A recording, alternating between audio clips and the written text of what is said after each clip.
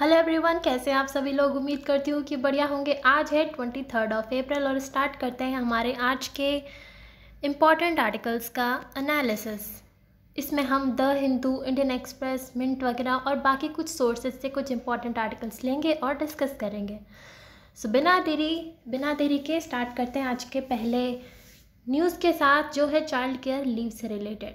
Supreme court ने एक judgement दिया जिसमें उन्होंने कहा कि denying women child care leave is violation of constitution. किसी भी वुमेन को अगर आप चाइल्ड केयर के लिए लीव नहीं देते हो तो वो हमारे संविधान का उल्लंघन है। दरअसल केस एक चल रहा था एक महिला का, जो कि एक असिस्टेंट प्रोफेसर है एक गवर्नमेंट कॉलेज में, और हिमाचल प्रदेश की जो सरकार है उन्होंने उन्हें चाइल्ड केयर लीव देने से मना कर दिया। अब उनका प्रॉब्लम ये है कि उनका जो चाइल्ड है वो सफ़र कर रहा है किसी जेनेटिक कंडीशन से, जिसकी वजह से उन्हें काफ़ी केयर की ज़रूरत पड़ती है। तो उसके लिए उन्हें लीव चाहिए थी, लेकिन हिमाचल प्रदेश गवर्नमेंट ने मना किया और जिसकी वजह से ये गई कोर्ट में, और कोर्ट ने कहा ये सरासर गलत है, क्योंकि अगर आप ऐसे केसेस में लीव नहीं दे रहे हैं तो कहीं ना कहीं इससे वुमेन डिस्करेज होंगी और वो वर्क फोर्स में पार्टिसिपेट नहीं करेंगी, जो कि बहुत ज़रूरी है हमारी इकॉनमी के डेवलपमेंट के लिए और वुमेन के ओवरऑल डेवलपमेंट के लिए, उसकी डिग्निटी के लिए। और इसीलिए सुप्रीम कोर्ट ने कहा कि denying women child care leave is violation of constitution.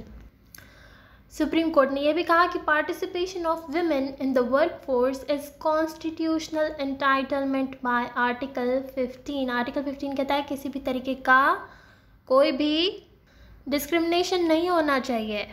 लेकिन कहीं ना कहीं अगर आप वुमेन को ऐसी लीव्स नहीं देंगे तो वो वर्क फोर्स में पार्टिसिपेट नहीं कर पाएंगी और कहीं ना कहीं फिर वो डिस्क्रिमिनेशन का शिकार भी बनेंगी।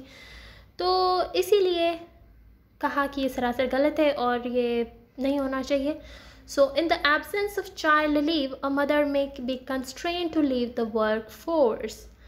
सो पॉलिसीज स्टेट को ऐसी बनानी चाहिए जो कि हमारे कॉन्स्टिट्यूशनल सेफगार्ड्स के सिंक्रोनस हों, उनको ध्यान में रखते हुए ऐसी पॉलिसीज़ बनानी चाहिए। और स्टेट को ये भी डायरेक्ट किया कि ऐसे प्रोविजंस बनाइए जो कि कंसिस्टेंट हो। कौन सी एक्ट के? Right to persons with disabilities act. जैसा कि इस केस में बच्चा जो है वो काफ़ी कुछ जेनेटिक डिसऑर्डर से डील कर रहा है ऑलरेडी।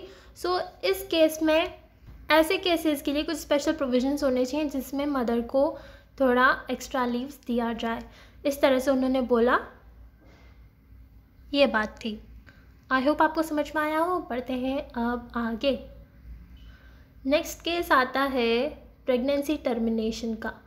इसमें सुप्रीम कोर्ट ने अलाउ किया एक 14 ईयर ओल्ड माइनर को, जो कि रेप सर्वाइवर थी, to undergo pregnancy termination.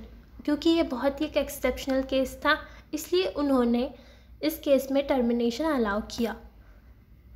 Actual में हमारा जो medical termination of pregnancy act है, अगर हम उसके प्रोविजंस की बात करें तो उसके अकॉर्डिंग प्रेगनेंसी को टर्मिनेट किया जा सकता है up to 20 weeks on the advice of one doctor, ठीक है।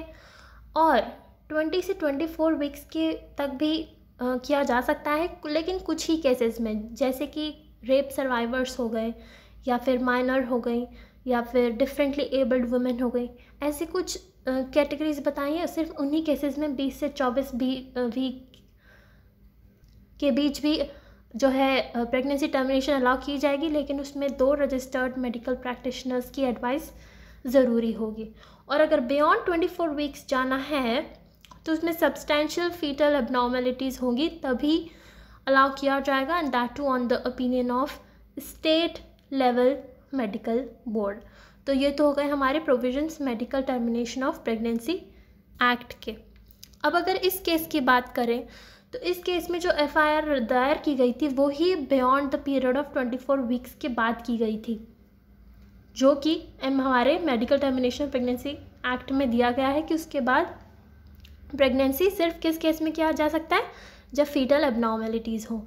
लेकिन इस केस में तब भी अलाउ किया गया क्योंकि सुप्रीम कोर्ट ने कहा कि अगर हम इस प्रेगनेंसी को कंटिन्यू करने देंगे वो भी माइनर के विल के अगेंस्ट, तो उसका काफ़ी एक नेगेटिव इम्पैक्ट पड़ सकता है उसके फिज़िकल और मेंटल वेलबींग पे। और इसीलिए सुप्रीम कोर्ट ने कहा कि इस केस में हमें अलाउ करना चाहिए इनका प्रेगनेंसी टर्मिनेशन। सो ये मुद्दा था पूरा। आई होप आपको समझ में आया हो। बढ़ते हैं आगे। National Fertilizers Limited. National Fertilizers Limited जो कि एक पब्लिक सेक्टर अंडरटेकिंग है, किस में आती है? It comes under the Department of Fertilizers, जो कि किस में है? Ministry of Chemicals and Fertilizers. ठीक है, नाम में फर्टिलाइज़र्स आ रहा है तो ऑब्वियसली उसी मिनिस्ट्री में होगी। ये न्यूज़ में इसलिए रही क्योंकि इन्हें दिया गया नवरत्न स्टेटस। जी हाँ, और ये नवरत्न स्टेटस देता कौन है? तो वो देते हैं डिपार्टमेंट ऑफ पब्लिक एंटरप्राइजेज, जो कि मिनिस्ट्री ऑफ फाइनेंस में आते हैं। उन्होंने दिया इनको नवरत्न स्टेटस और यह बात हमें रखनी है याद। बढ़ते हैं आगे। सिपरी की रिपोर्ट आई भाई, ये क्या होती है? फुल फॉर्म में जाए तो इसका फुल फॉर्म है Stockholm International Peace Research Institute. अब नाम में पीस है लेकिन बात करते हैं मिलिट्री एक्सपेंडिचर की। देखते हैं, रिपोर्ट का नाम है trends in world military expenditure 2023 और नाम में स्टॉकहोम है तो कहाँ की होगी बताइए? स्वीडन की, of course. Very good. So इस रिपोर्ट के अनुसार जाए तो इन्होंने बताया कि भाई जो मिलिट्री एक्सपेंडिचर है वो सारे ही रीजन्स में बड़ा है 2023 में। और इंडिया की पोजीशन की बात करें तो वो चौथे नंबर पे आता है in terms of military spending. Okay, it is the 4th largest military spender. हम आते हैं 4th नंबर पे। और पहले नंबर पे कौन आता है? तो ऑफ कोर्स यूएस सबसे ज़्यादा स्पेंड करता है मिलिट्री एक्सपेंडिचर में। ठीक है, फिर क्वेश्चन आता है भाई सेकंड नंबर पे कौन है? सेकंड नंबर पे आए तो आता है चाइना, थर्ड पे आता है रशिया, फोर्थ पे हमने बता दिया कौन आता है? इंडिया, और फिफ्थ पे आते हैं सऊदी अरब। ठीक है, ये 5 आप तो ध्यान में रख लेना अपने दिमाग में। सो जो ये पूरा मिलिट्री एक्सपेंडिचर बढ़ता है, ये बड़ा हुआ पाया गया for the 9th consecutive years. पिछले 9 सालों से बढ़ ही रहा है, कम नहीं हुआ है। To an all time high of $2443 billion in 2023।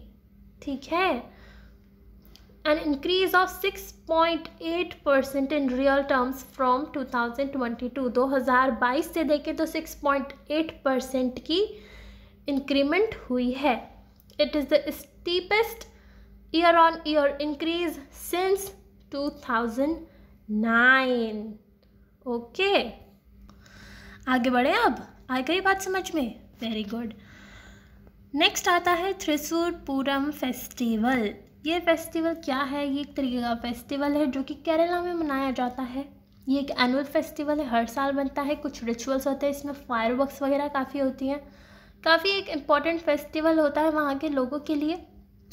ये न्यूज़ में इसलिए रहा कि वहाँ पे कुछ थोड़े माइनर क्लैशेस हो गए, क्योंकि पिछले साल क्या हुआ था, वहाँ पे क्राउड काफ़ी अनकंट्रोल सिचुएशन में आ गया था, काफ़ी भगदड़ टाइप हो गई थी। तो वापस वैसी सिचुएशन नहीं हो इसलिए पुलिस ने थोड़ी रोक टोक लगाई और उसकी वजह से थोड़े बहुत क्लैशेस हो गए, और जिसकी वजह से थोड़ा ये पोस्टपोन हो गई थी। तो वहाँ उस पर थोड़ी कंट्रोवर्सी हो गई, कुछ पॉलिटिकल स्टेटमेंट्स आ गए, इसलिए थोड़ा बहुत न्यूज़ में आ गया। तो हमें ये याद रखना है कि ये कहाँ का है? केरला का है। So some rituals and fireworks were postpone due to clashes between people and administration as police tried to pacify the crowd to avoid the situation getting out of control like in 2023. All right, पढ़ते हैं आगे।